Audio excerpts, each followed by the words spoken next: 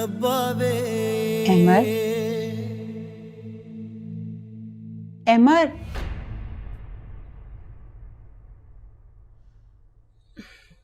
आज तुम नाश्ते पर नहीं आए। मेरा ख्याल था कि तुम घर पे ही नहीं हो। क्या बात है, तबीयत ठीक है तुम्हारी? मैं बिल्कुल ठीक हूँ, बस रात भर सोया नहीं था, नींद नहीं आई। आई नो तुम्हारी नींद किसने उड़ा रखी है। जो तुम्हारे साथ रहना ही नहीं चाहती उसके पीछे खुद को बर्बाद मत करो। तुम्हें किस चीज की कमी है? एक से बढ़कर एक लड़की है तुम्हारे लिए। यही बात तो मैं सोच रहा हूँ कि उसने ऐसा क्यों किया, क्यों? वो तुम्हारी इमारत की चकाचौंध से मुतासिर होकर आ गई थी, और जैसे तुम जेल चले गए उसे सोचा होगा क्या पता तुम आओ ना आओ। ऐसी लड़कियां मुश्किल हालात में साथ नहीं दिया करती। चलो अच्छा हुआ तुम्हें जल्दी पता चल गया। अब जान छुड़ाओ उससे। मामा, पता नहीं क्यों मेरा दिल नहीं मान रहा। तुम मनाओ दिल को। तुम दिल के हाथों पहले भी नुकसान उठा चुके हो। ठीक कह रही हैं आप। अगर वो नहीं चाहती रहना मेरे साथ तो मैं उसके साथ जबरदस्ती नहीं करूंगा, लेकिन मैं एक बार उससे बात तो कर लूं। पागल हो गए हो तुम? उसने बात करने की गुंजाइश छोड़ी कहां है? देखो अमर, जिंदगी को रोको मत। हम पहले भी बहुत बड़ा नुकसान उठा चुके हैं। कोई और सदमा बर्दाश्त करने की सकत नहीं है हमें। जो जाना चाह रही है ना उसे जाने दो। तुम्हें खुद को स्ट्रॉन्ग साबित करना। मर्द हो, मर्द बनो। ये क्या ओलिया बना रखा है तुमने? जो लड़की तुम्हें छोड़कर चली गई है उसको तुम इतनी इंपॉर्टेंस दे रहे हो क्या गया है तुम्हें?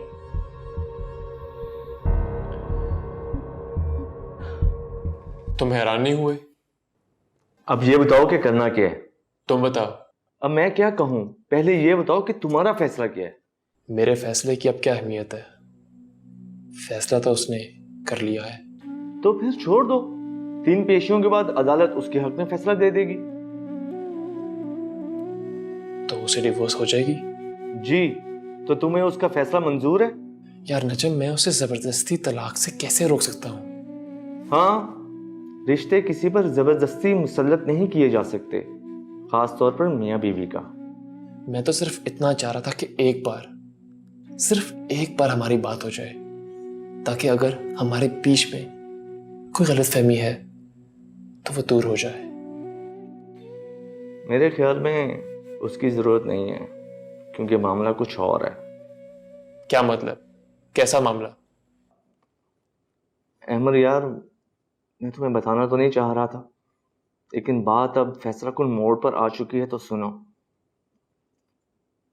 यार, वो किसी और में इंटरेस्टेड है। नजम, ये तुम क्या कह रहे हो?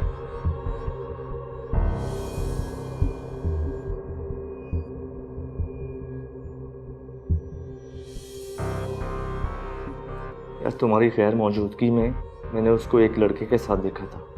तुम्हें अच्छा तो नहीं लगा होगा, मगर मैंने अपनी आंखों से देखा है। एक लम्हे के लिए मैं तो हैरान ही हो गया था। नहीं नजम, कोई और होगी यार। रिजेम्बलेंस नाम की चीज भी तो होती है, और वैसे भी तुमने ताबीर को एक ही बार देखा है। अल्लाह करे ऐसे ही हो, मगर मेरी आंखें धोखा नहीं खा सकती। हो सकता है कि वही हो जिसकी वजह से ताबीर मुझसे तलाक मांग रही है। मैं तो कहता हूँ भूल जाओ उसे। जब तुमने कैसे भूल जाऊं यार, सब यही कहते हैं। भूलना इतना आसान होता ना तो लोग इश्क में बर्बाद ही क्यों होते। मैंने जिंदगी से बढ़कर चाहा उसे, उसकी खातिर अपनी माँ की नाराजगी मोल ली, उसे अपना बनाया, ज़ारा की फैमिली से अपना रिश्ता खराब किया। वो मेरी सांसों में है, मैं उसके बिना कैसे जी पाऊंगा? मेरे लिए बहुत बड़ा सवाल निशान है। मुझे हर तरफ अंधेरा नजर आता है। तो फिर यहाँ बैठे क्या कर रहे हो? जाओ उसको मना कर ले आओ। उसकी हर अच्छाई हर बुराई समेत उसे कबूल करो। इश्क में तो ऐसे ही होता है। महबूब को तो कबूल करना पड़ता है। अपनी ख्वाहिशात के मुताबिक बनाया या संवारा नहीं जा सकता। लेकिन वो तो मेरे साथ रहना ही नहीं चाहती। उसने तो मेरी मौत का फैसला सुना दिया है। कम ऑन यार, बी प्रैक्टिकल। लड़कियों के हाथ में जिंदगी और मौत के फैसले मत दो। नंचन तुम देखना, उससे अपनी गलती का एहसास होगा, वो खुद चल कर आएगी मेरे पास। मेरे जज्बों में, मेरे एहसासात में कोई खोट नहीं था। मेरे सच की ताकत उसे मेरे पास लेकर आएगी। अहमद, अहमद!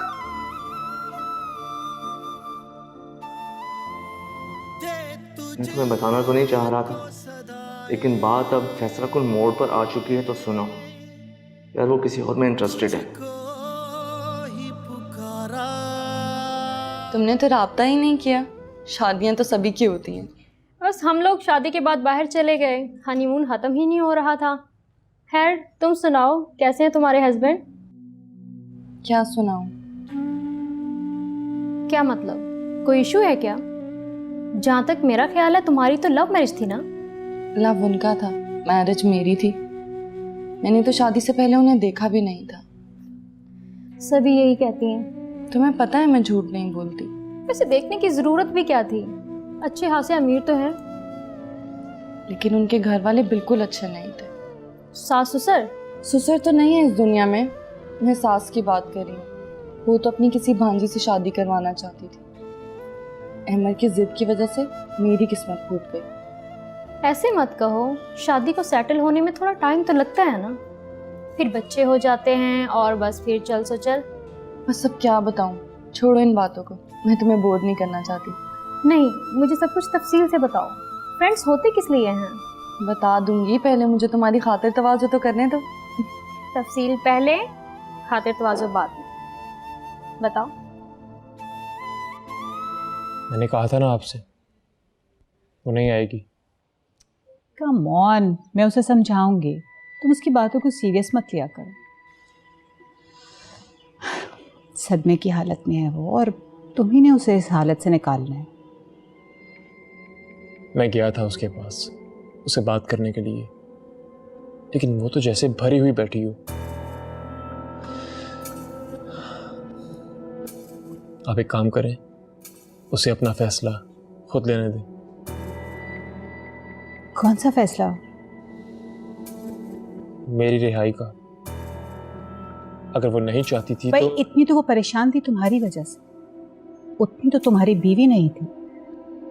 और वो होती भी क्यों, अभी अभी तो वो आई थी। उसकी तो ना तुमसे अंडरस्टैंडिंग हुई और ना इस घर से। चलो, अब तो तुमने उसका किस्सा ही तमाम कर दिया। जी, क्या मतलब? भाई कुछ दिनों में तलाक का फैसला हो जाएगा।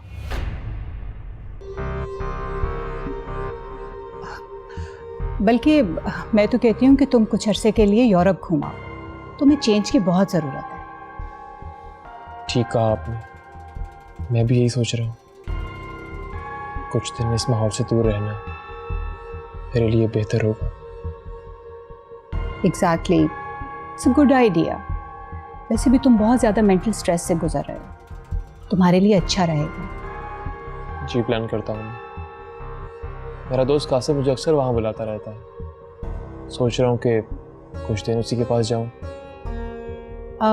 कासिम, वो तुम्हारा स्कूल वाला फ्रेंड? जी। तो अच्छी बात है, जल्दी से बनाओ प्रोग्राम, मुझे बताओ, मैं तुम्हारे लिए अरेंजमेंट्स करवा दूँ। अच्छा चलो, हम लोग तो लंच करें। चले, मैं आता हूँ। I will wait for you. मुझे लगता है कि आप ही का मामला बहुत लंबा चलेगा। वो कैसे? आप ही जिद लगा के बैठ गई हैं कि जब तक अहमद भाई उन्हें फोन नहीं करेंगे वो घर नहीं जाएंगी। और उधर अहमद भाई हैं, उन्होंने तो आप ही को एक फोन तक नहीं किया। ये तो अजीब बात है। तुम्हारी आपी को चाहिए वो अपने हस्बैंड को खुद कॉल करे। लेकिन वो नहीं कर रही है ना। तो फिर ये मामला घर के किसी बड़े के हवाले कर देना चाहिए। अम्मी ने बात करने की कोशिश की थी, लेकिन ताबीर आपी ने मना कर दिया। ये तो कॉम्प्लिकेशन है। कॉम्प्लिकेशंस तो हमेशा ही रहे, कब नहीं रहे हमारी लाइफ में। अम्मी ये क्या कह रही हैं आप? मुझे तो खुद हैरानी हुई थी ये खबर सुनकर। लेकिन अहमद की क्या मर्जी है? वो भी तैयार हो गया तलाक देने के लिए।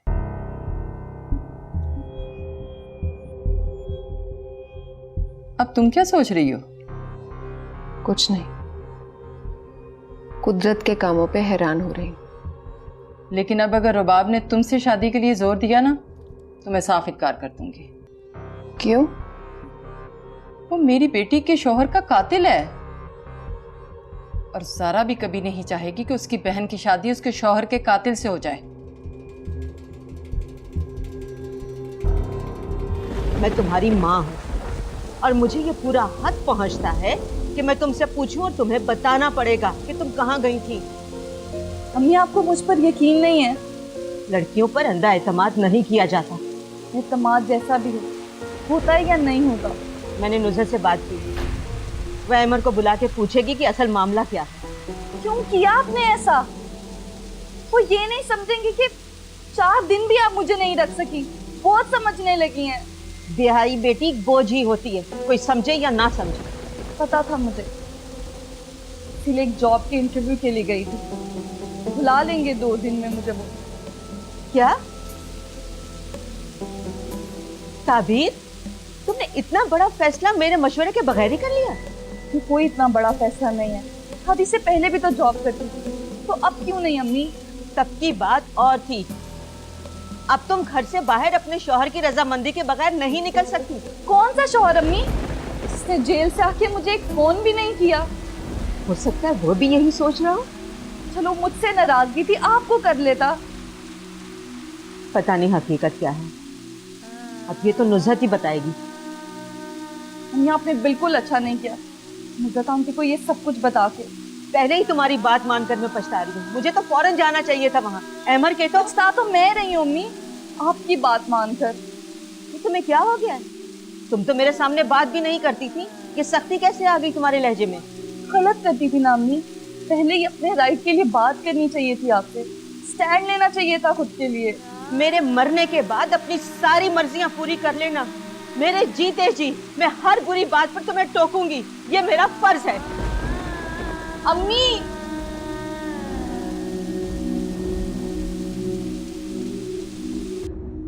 कभी अजनबी